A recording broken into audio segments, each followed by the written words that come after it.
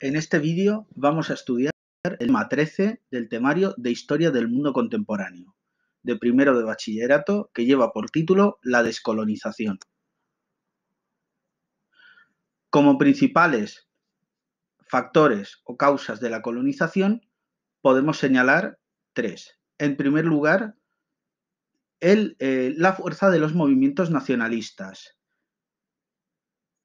ya bastante maduros en aquellos países, en aquellas zonas dominadas por las potencias europeas. Estos movimientos nacionalistas respondían a la opresión colonial y defendían el derecho a la independencia, derecho que recibía su espaldarazo con la creación de la Organización de Naciones Unidas, entre cuyos principios está el del principio de autodeterminación de los pueblos. Aparte, estos movimientos nacionalistas van a contar con una serie de líderes carismáticos que serán conocidos a lo largo y ancho de todo el mundo en su lucha contra las metrópolis. Tal es el caso, por ejemplo, de Ho Chi Minh en Vietnam, Nehru y Gandhi en la India, Lumumba en el Congo belga, Sukarno en Indonesia y Nasser en Egipto.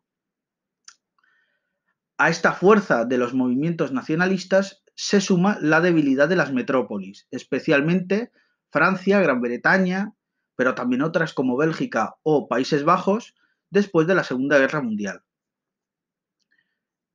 El imperialismo japonés había debilitado enormemente la fuerza de las metrópolis europeas, sobre todo en Asia. Y eso facilitaría el camino de estas naciones hacia la independencia.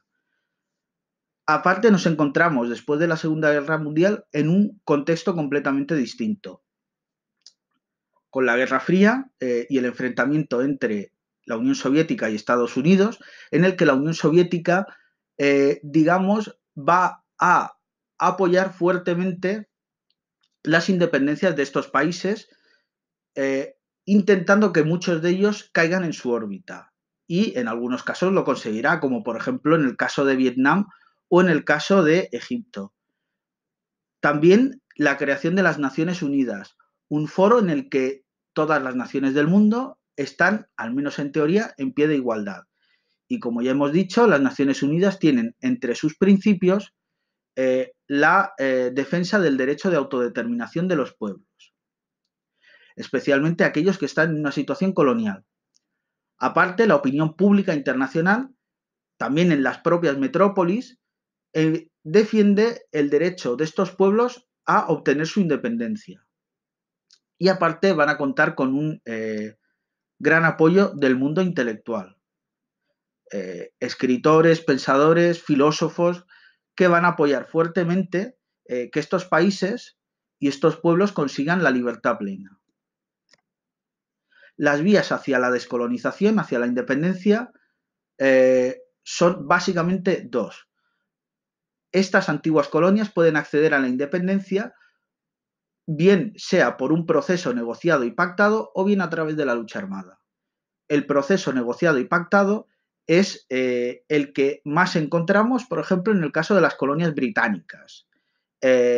Muchas de estas antiguas colonias accederán a la independencia de forma pacífica, de forma pactada, y se integrarán dentro de la Commonwealth, que es la mancomunidad de naciones liderada por Gran Bretaña.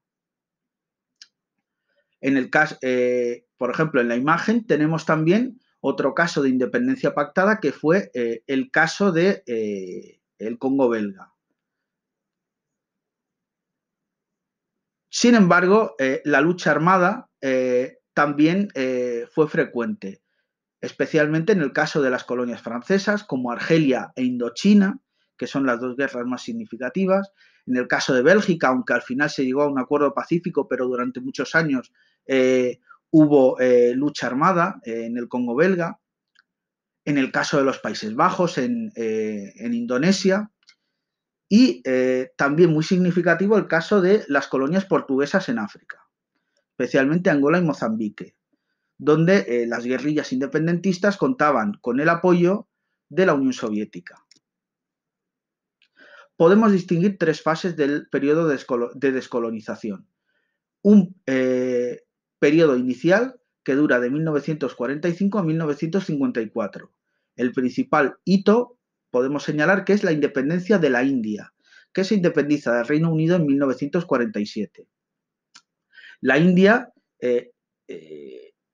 era un subcontinente muy amplio y muy diverso, de una composición étnica y religiosa muy diversa. No existía un solo movimiento independentista, sino que había varios. Los dos principales eran, por una parte, el Partido del Congreso, liderado por Nehru y Gandhi, que era de carácter socialista y apoyado sobre todo por la mayoría hindú. Sin embargo, existían otros, como por ejemplo la Liga Musulmana, liderada por Ali Jinnah, dado que en la India había territorios de mayoría musulmana. En 1947, Reino Unido concede la independencia a la India, como hemos dicho. Sin embargo, debido a esta división religiosa, la India queda partida. La parte mayoritaria, de mayoría hindú, conformará la Unión India, y las regiones de religión musulmana conformarán Pakistán.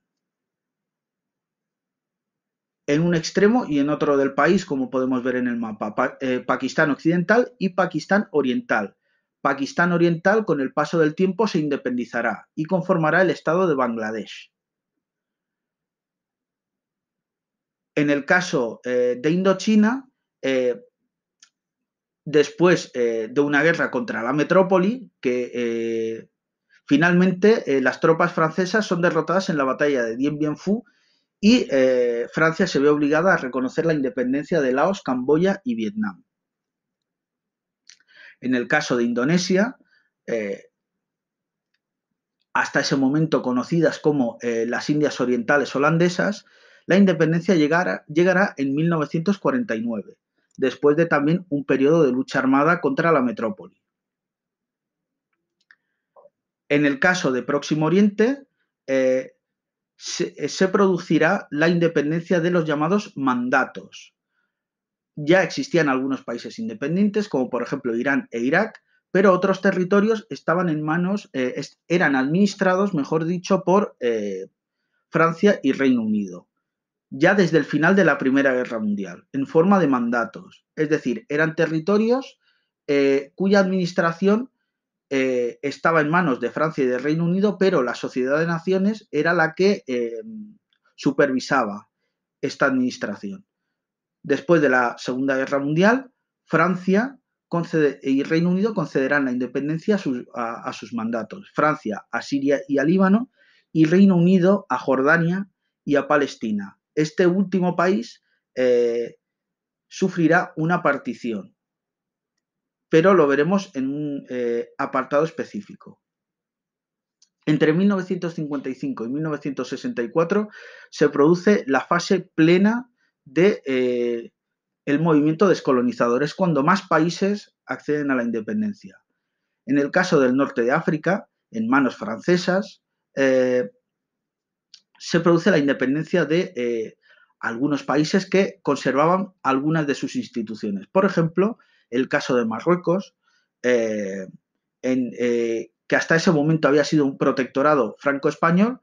En 1956 el país consigue la plena independencia, liderado por el partido nacionalista Istiklal, y se independiza en forma de monarquía. Túnez, que también conservaba la monarquía, también accede a la independencia, aunque poco después se convertirá en una república. El caso de Argelia era más complicado, ya que Argelia no era una colonia, no era un protectorado, sino que era territorio metropolitano francés. En esta zona, especialmente en la costa, se había asentado población europea, de origen francés, pero también de origen español, italiano, conformando una realidad muy distinta del resto del Magreb africano. Por ello, Francia se resistía a conceder la independencia a Argelia, ya que en este momento Argelia era territorio francés de pleno derecho. Sin embargo, el nacionalista Frente de Liberación Nacional no lo aceptó y se inició una guerra de independencia entre 1954 y 1962 entre los nacionalistas argelinos y los llamados pieds noirs, los pies negros, es decir, la población de origen europeo. Finalmente, en 1962, el presidente francés de Gaulle, después de un referéndum, acuerda conceder la independencia a Argelia.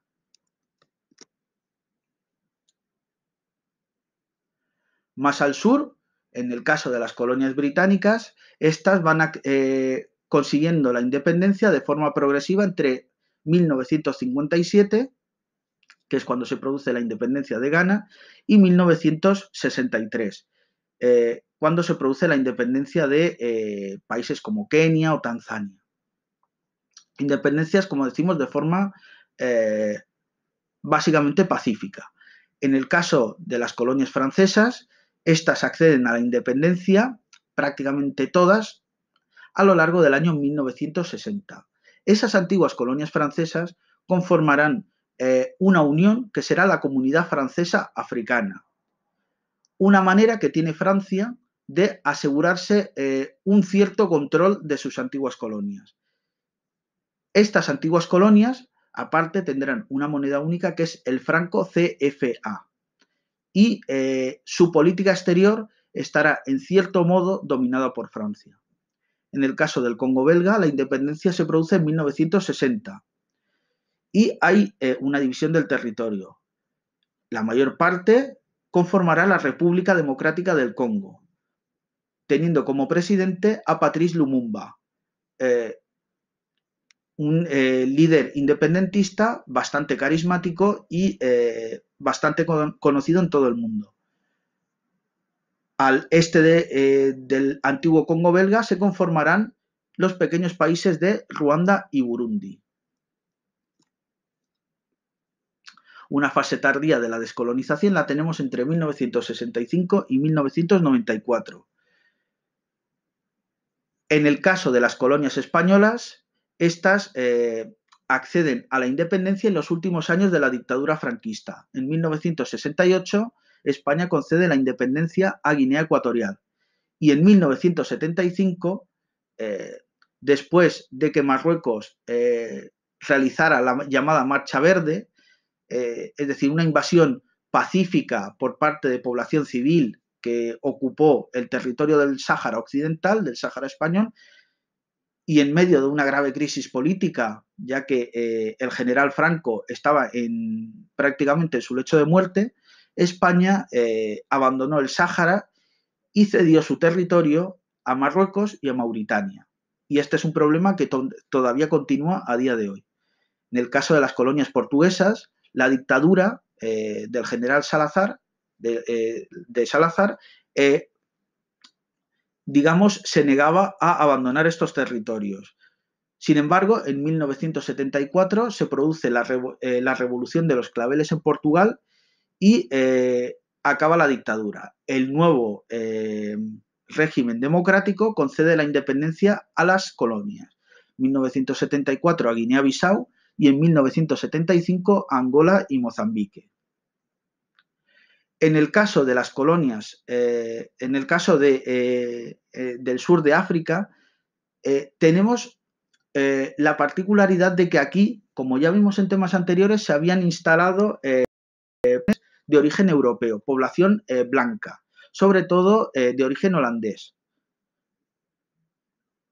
En 1961, Sudáfrica, que ya era un dominio dentro del Imperio Británico, proclamó su independencia en forma de república y se instauró un sistema de apartheid, donde la minoría blanca dominaba a la mayoría negra del país.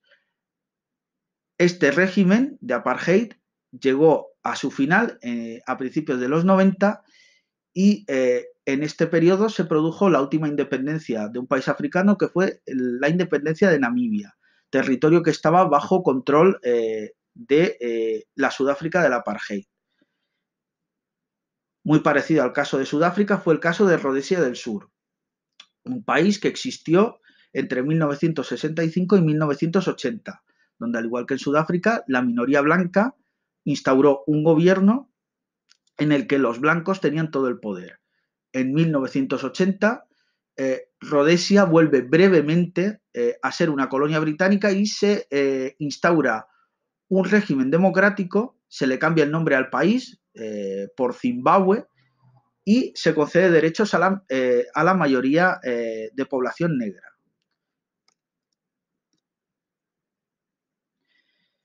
En este punto vamos a estudiar el conflicto árabe-israelí. Los judíos son un pueblo originario de la actual Palestina. A lo largo de la historia han vivido mayoritariamente en la llamada diáspora, es decir, en la dispersión fuera de territorio palestino, especialmente después de que en el siglo I después de Cristo los romanos destruyesen el templo de Jerusalén. Desde ese momento los judíos se dispersaron por todo el mundo.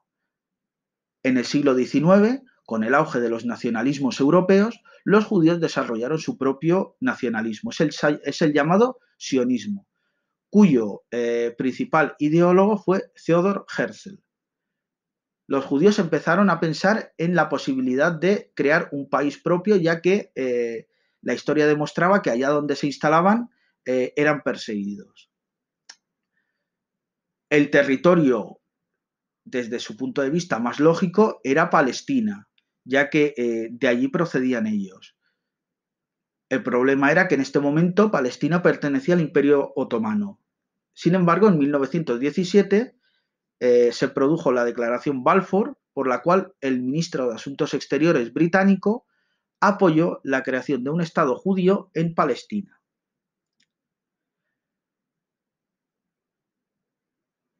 Después de la Primera Guerra Mundial, Palestina ya hemos visto que quedó como un mandato en manos de Gran Bretaña. En los años de la Segunda Guerra Mundial, el pueblo judío fue duramente castigado y estuvo a punto de ser exterminado en el Holocausto nazi, donde murieron 6 millones de judíos.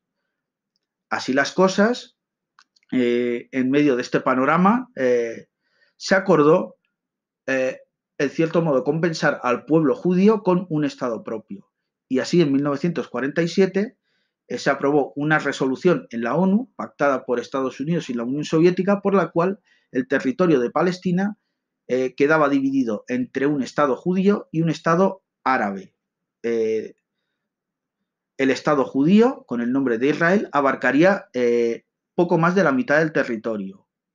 Sin embargo, buena parte de ese territorio era desierto. Sin embargo, solo agrupaba al 30% de la población. La parte árabe conformaría el Estado de Palestina y estaría poblado por la población autóctona en ese momento, población árabe.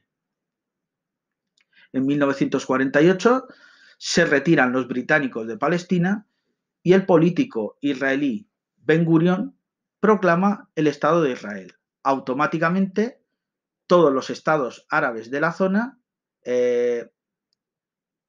declaran la guerra a Israel, estado al que no reconocen. Y se produce así la primera guerra árabe-israelí, por la cual los estados árabes ocupan el territorio palestino y intentan acabar con el Estado de Israel, cosa que al final no consiguen. En 1956 tendrá lugar el siguiente conflicto en el que Israel apoyará a los ingleses y a los franceses para que estos primeros consigan recuperar el canal de Suez, que había sido ocupado por Nasser. En 1967 se produce la Guerra de los 6 días. Todos los países árabes, Egipto, Jordania, Siria, estaban preparados para lanzar un ataque masivo y acabar con el Estado de Israel. Sin embargo, el gobierno israelí actúa antes y logra una derrota, logra una victoria total en el terreno militar, llegando a ocupar todo el territorio de Palestina y algunos territorios de otros países, como por ejemplo la península del Sinaí en Egipto o los Altos del Golán en Siria. En 1973 tiene lugar la llamada Guerra del Yom Kippur. Aprovechando esta fiesta judía, los países árabes lanzan un gran ataque sobre Israel.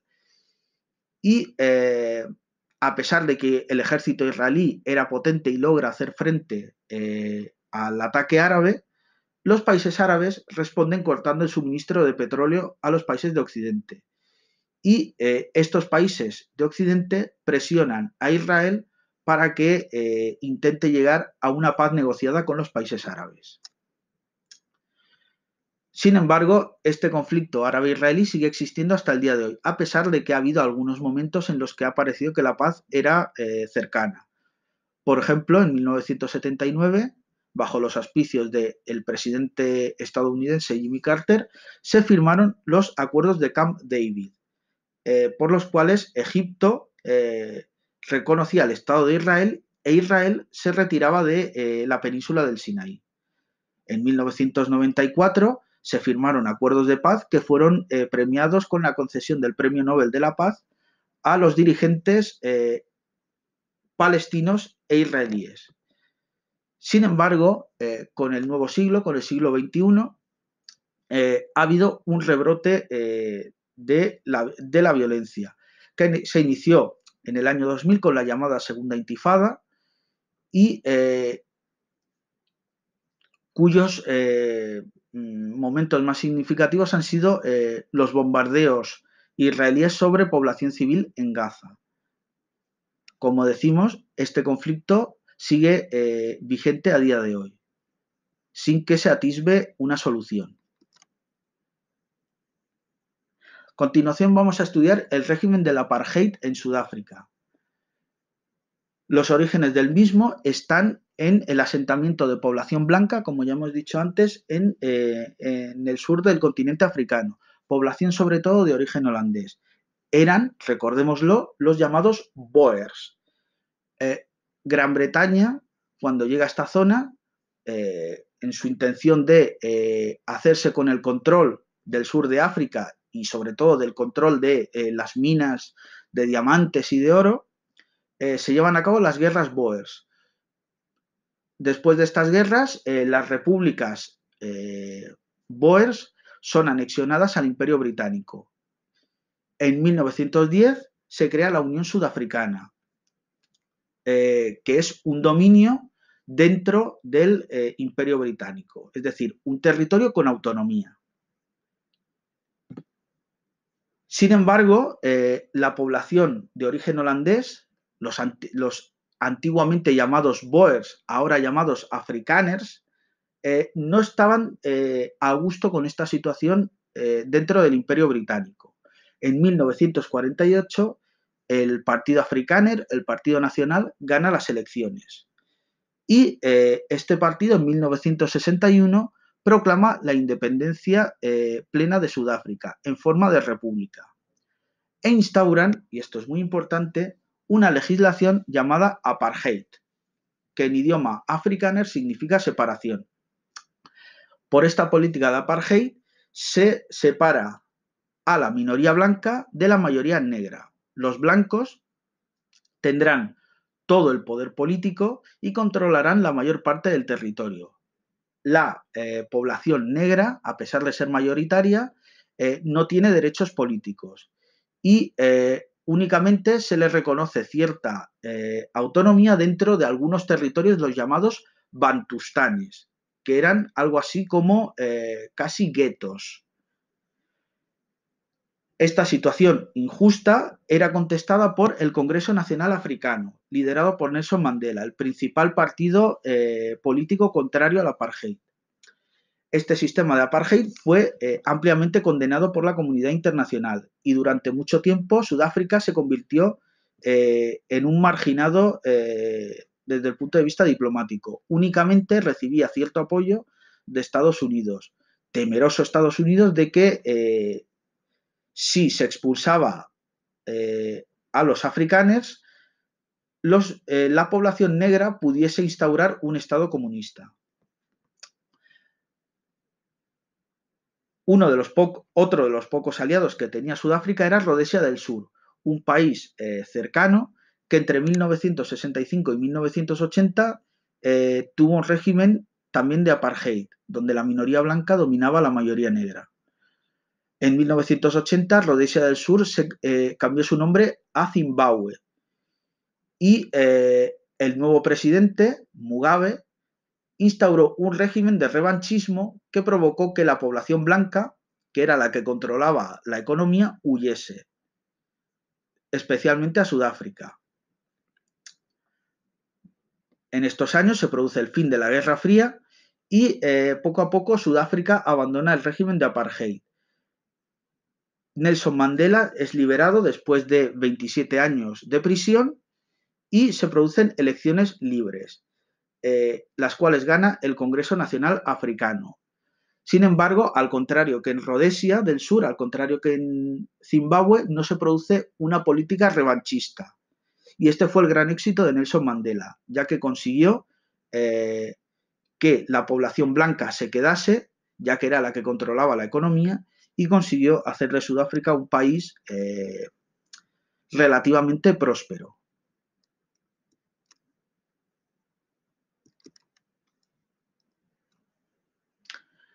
En este último punto vamos a estudiar el movimiento de países no alineados y el neocolonialismo. En el año 1955 se reunieron en Bandung, en Indonesia, los jefes de Estado de una serie de países que, se declaraban neutrales en el contexto de la Guerra Fría. Se trata de países, muchos de ellos antiguas colonias, que decían que en el conflicto de la Guerra Fría entre Estados Unidos y la Unión Soviética ellos se declaraban neutrales, es decir, no alineados. Los líderes de este movimiento político eran sobre todo líderes que habían luchado contra la colonización y contra el imperialismo, como el mariscal Tito de Yugoslavia, Sukarno de Indonesia y Nehru de la India, aunque también había otros como el general Nasser. En 1955 había 29 países. Sin embargo, poco a poco se fueron sumando otros. Prácticamente todos los países de Latinoamérica, incluida Cuba, que era un país comunista, y también la China de Mao Zedong, aunque luego lo abandonó.